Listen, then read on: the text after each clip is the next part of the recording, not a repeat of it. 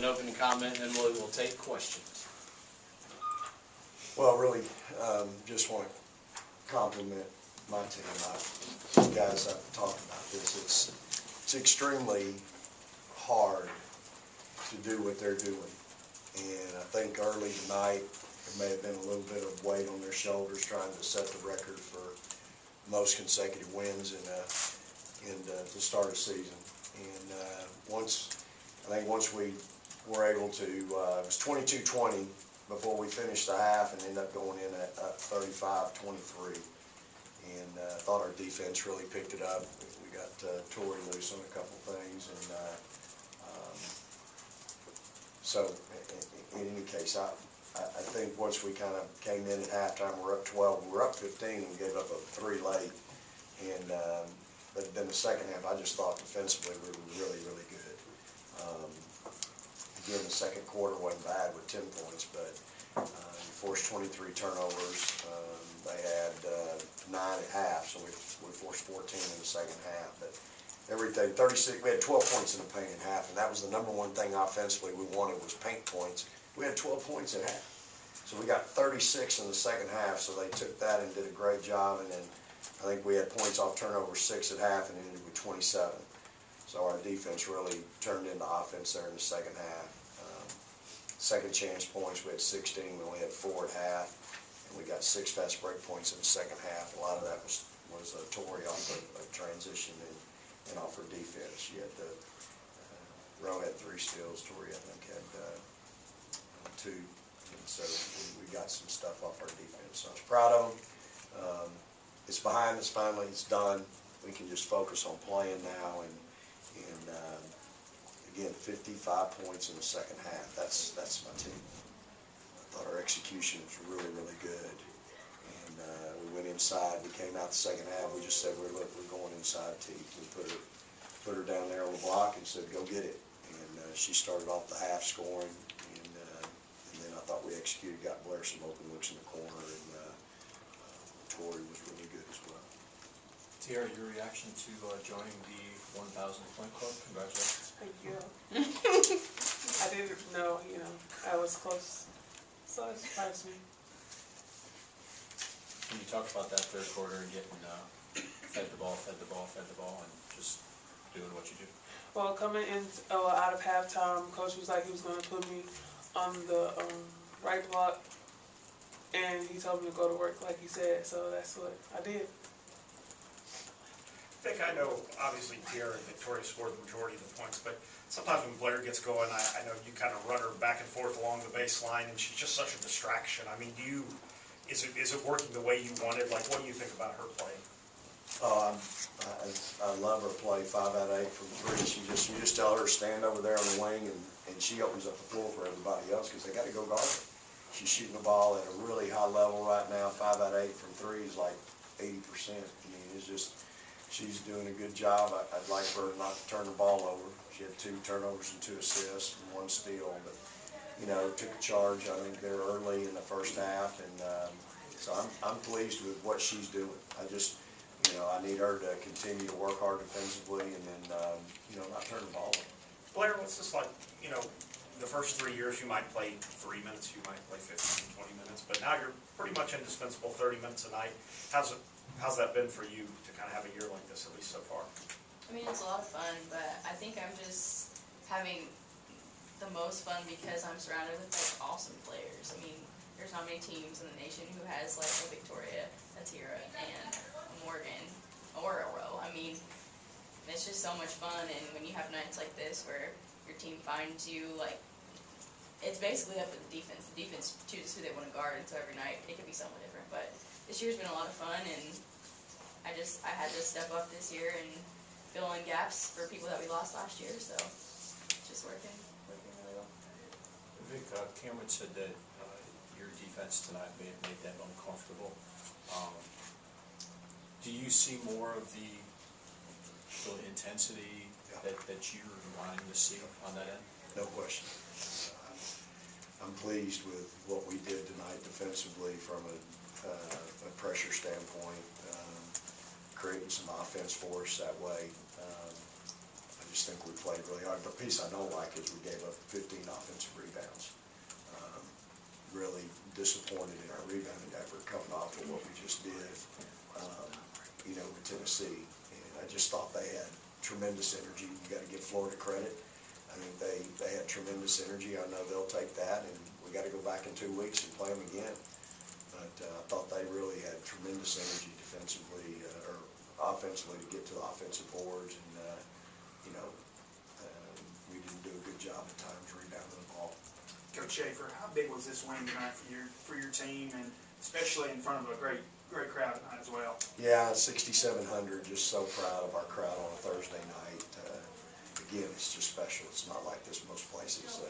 I know our kids were excited. That place gets loud, boy, and you get going and get some runs going. You get in the press. It really gets electric in there. I mean, there's just not another building that I can really think of that gets like it does here. But again, I just think you get it out of the way. They've set the record. It's done. Now we can get back to just kind of focusing on, okay, we've got Mississippi on Sunday. We got to get ready to go play them for the second time. We'll have a great crowd over there, a bunch of folks following us, and 4 buses are going. So, we've got to get ready to play that game. And again, them at home, they're a different team. So we'll have to go over there and play really well.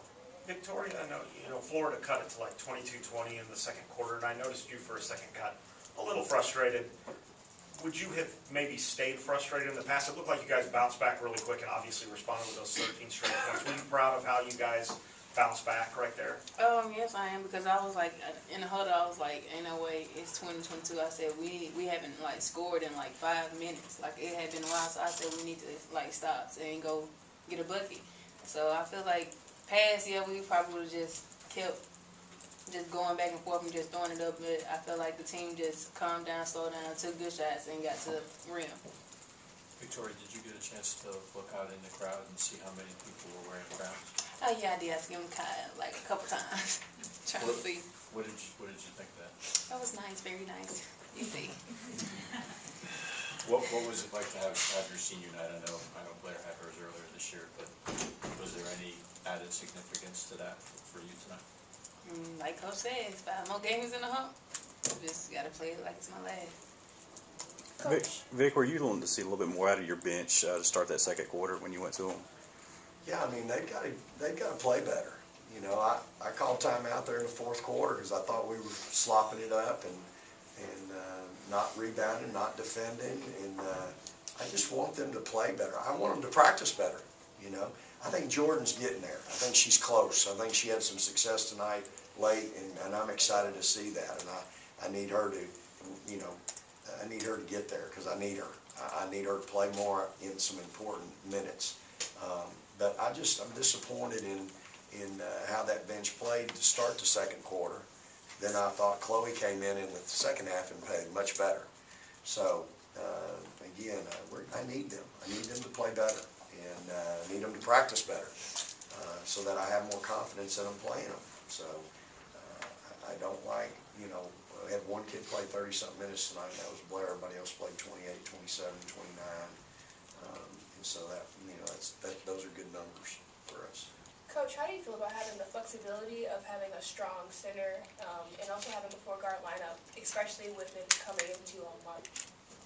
Well, I just like our chemistry, and I like what we're doing with offensively when we're making shots. All these kids can make shots. So, I didn't tell them to stop taking those shots that we were getting in the first half. I just thought we needed to get better shots. They were hoping that you missed, and we were missing. I mean, we went 3 for 19 in one stretch.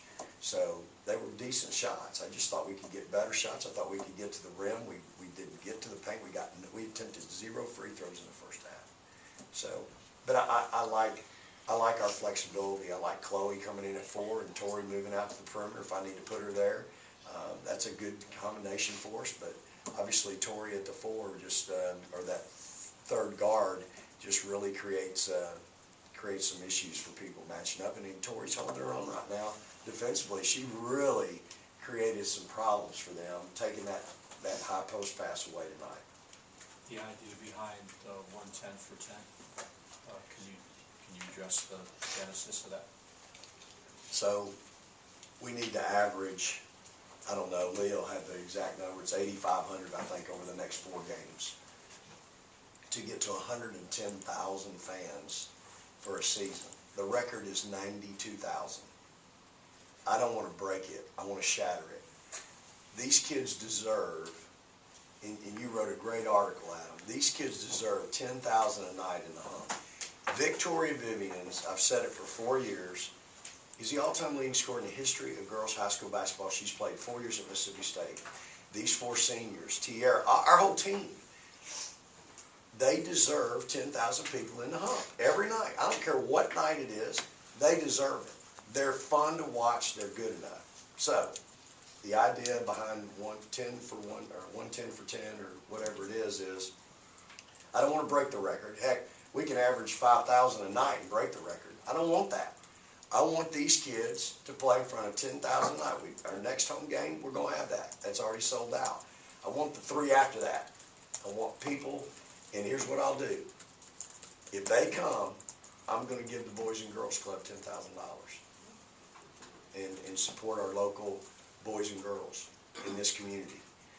They're very special. They do a great job in our community getting these kids prepared for the real world. I've had the real privilege of getting to know these folks, and I know what they're doing in our community is very special. It's a place that's near and dear to my heart. So I'm going to invest that, but I want people, I'll do it if we can get the 110. I want to shatter the record, because if we get to 110, Adam, I'm going to say that's going to be a hard one to get to. And so that's the idea behind it. I'm more than happy to do that for both our players, our program, as well as for the Boys and Girls Club. It's an investment in both. And for me, it's a great investment. Kind of on the same lines with the fans, how special is it for you to know that there's a lot of people that they don't go to Oxford normally, and they go to Oxford for women's basketball? What's that mean to you? Well, I can tell you, it puts an added pressure for me, because I don't want to let them down. Those people don't mind telling me every chance they get, hey, I don't go to that place, but we're going to go for your game. And my kids know last year when we went over there, it was maroon, and it was special. And our kids, you know, I think they understand me. They know that I don't want to go over there and lay an egg. I don't want to lay an egg at home. Heck, right now, it doesn't matter where we play. We got a lot of people following us. And to me, it's the product. What product are we putting out there for these folks to invest in? They're going to drive over there and watch us play at a place where typically they don't go. So I want my kids the next 2 days to understand that, embrace it, and realize the importance of going over there and playing well, and reward those people that are going over there to support us. Any other questions?